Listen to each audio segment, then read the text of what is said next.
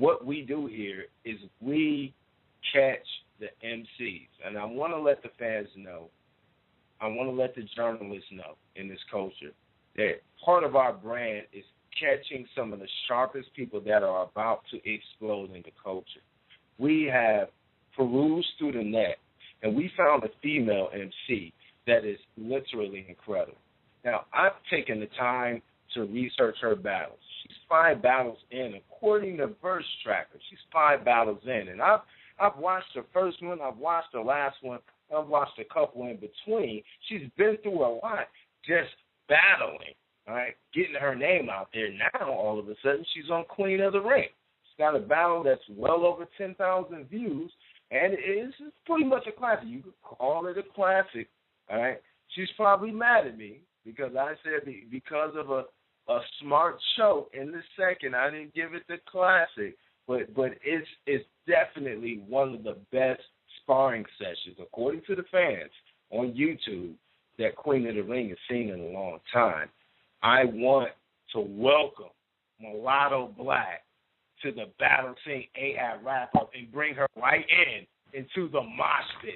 The Old Black Protect After Show, ladies and gentlemen. Hey. Hey, what's good? What's up?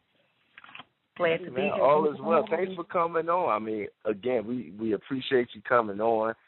You're on because we appreciate what you're doing for the culture. I appreciate you having me. Thank you.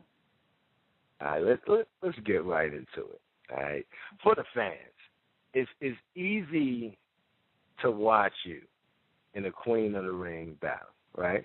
It's more difficult to talk about what it took for you to get to that card. Now, before then, you battled in various leagues on your way to Queen of the Ring. Now, this Philly Trap House thing, let's talk about this thing. This Philly Trap House thing, we've had some of the artists in that league on this show. They called in. Adi Boom, very familiar with that league. It seems to be a very rivalry-inflicted kind of league. Talk to me about your way to your last bout, which obviously has the most views. People are seeing you now. Talk to me about what was happening when you came up. We're going to go through some specific battles, but just talk to me about when you first started. Was it in the Philly Trap House? It was. My first battle was the Trap House. Okay, good deal. Now, was that Star Blanco? No, actually, my first battle at the Trap House was VA Paper Chaser. My second battle was Star Blanco. Excellent. Okay. So now Verse Tracker has you out here, and, they're pretty good. Shout out to Verse Tracker, by the way. Round of applause. This is a non-profit organization in the culture.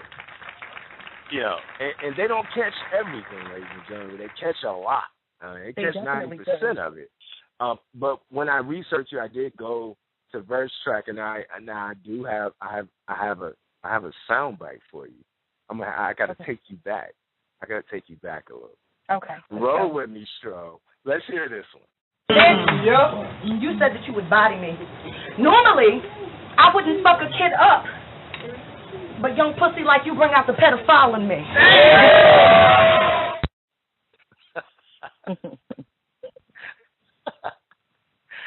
Now, talk to me. One thing that you have, right? We're going to go back to the Trap House thing. It seemed like the kind of environment that was going on, though, it was like a lot of personal. It was personal. I mean, this battle that I saw you in Star Blanco, correct me if I'm wrong, she's the one that broke out. Is she the one that broke out the phone? She broke out her phone, yeah. She broke out her phone. All right. Yeah, let me clarify one thing. That was not a Trap House battle. That was a knock battle league. Goodness gracious. I couldn't believe that, and I felt like you did a pretty good job. I mean, that's something that you can go to the Math Hall for Sirius Jones piece. I mean, the audacity to do such a thing. Right. You hung in there. The phone was basically off of what I said. It was pulling it out to say, look, my bars are in my phone. I don't know, maybe she stumbled on a line because of what was going on. And let me also clarify, that was a knock, excuse me. That was a tip battle league. That wasn't the trap house. Yes, it was. Yeah. Yeah, so that was to take it personal out in Norristown. Shout out to Trey Mega. So yeah, she whipped the phone out on me. So that definitely made for entertainment. Well, and you're saying Paper Chaser was your first battle, but even I saw that battle, and it right. just seemed like that. Am I correct in that? Pardon? Can you repeat that? The Paper Chaser, you versus Paper Chaser. You said that was your first battle. That was my first battle.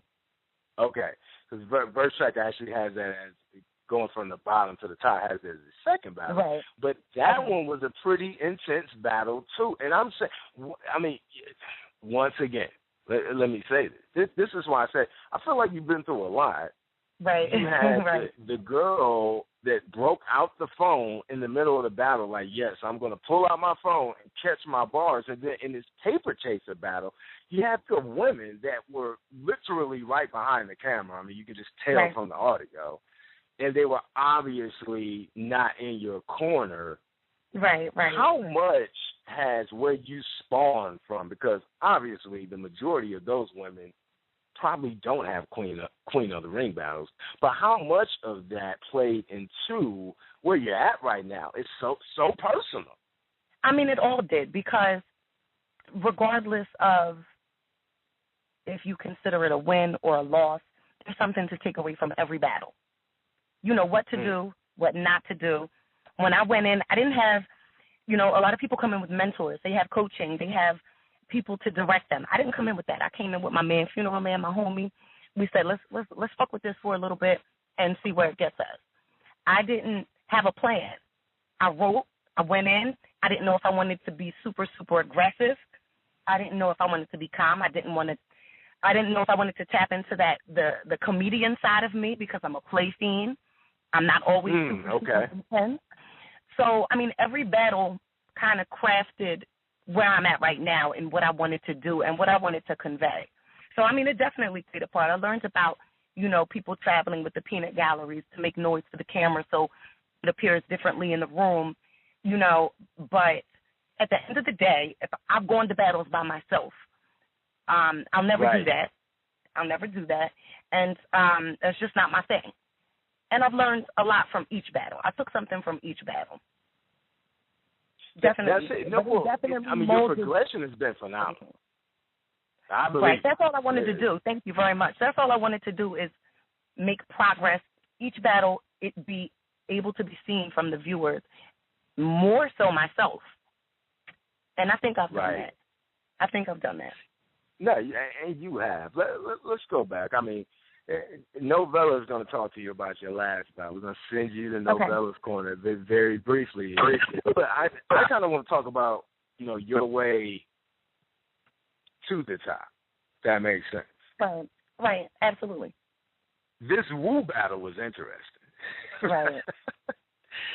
There's certain battles that I see on the net while I'm out here researching what I need to put on the site.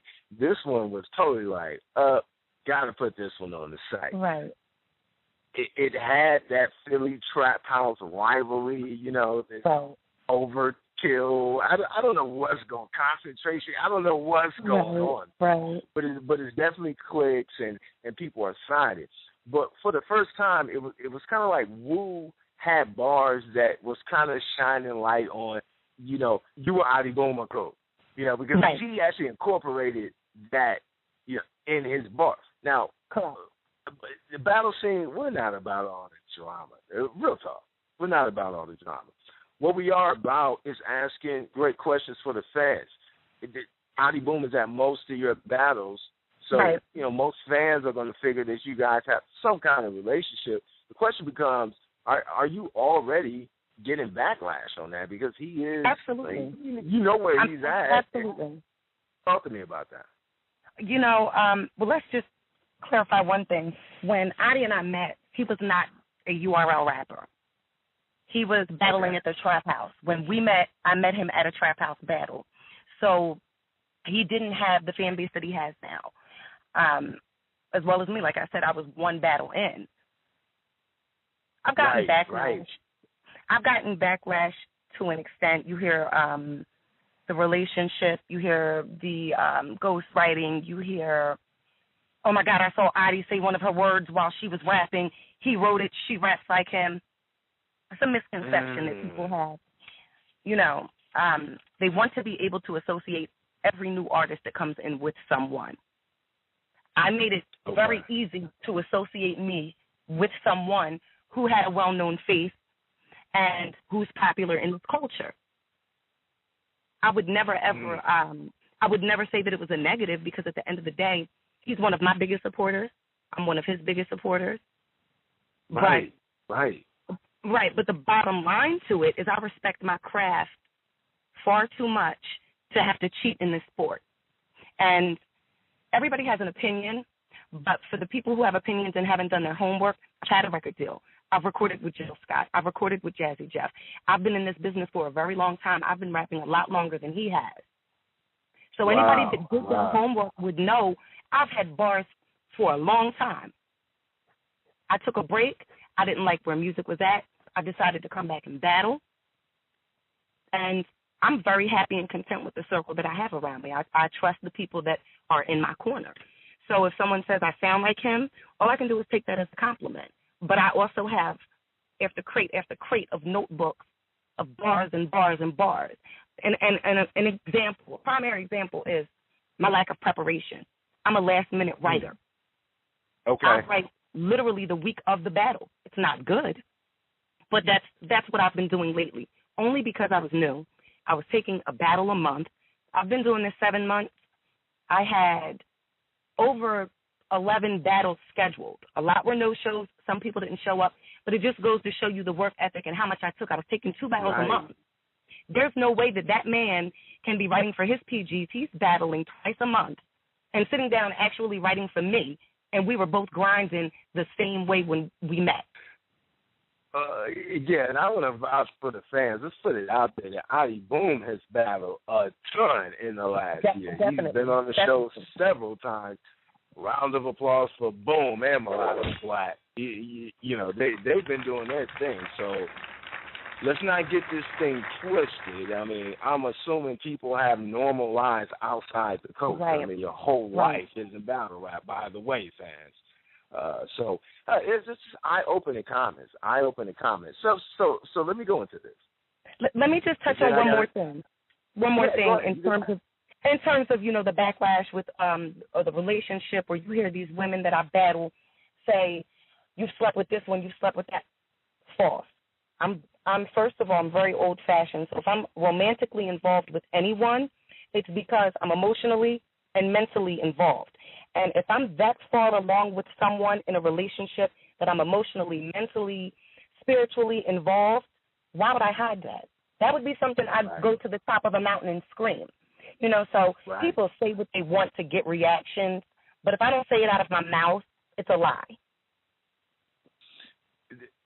I respect that. Let me say that. In researching your battles, for me as a journalist, obviously the question mark came up because I think it was Star Blanco was airing out some stuff. You know, you've been through this camp, you've been through that camp. I mean, me personally, as an older guy, you know, I'm kind of like, well, that's probably not true, but who knows if there's some truth to it. Right. That's how I approach it on. So I'm glad that you just cleared the record for the fans. Let's not get it twisted. We're talking to a classy lady that has been doing music for Jill Scott and getting in the ring with talented competitors. This MyVerse battle was incredible, and I love Novella so much. I have to let her talk to you about that.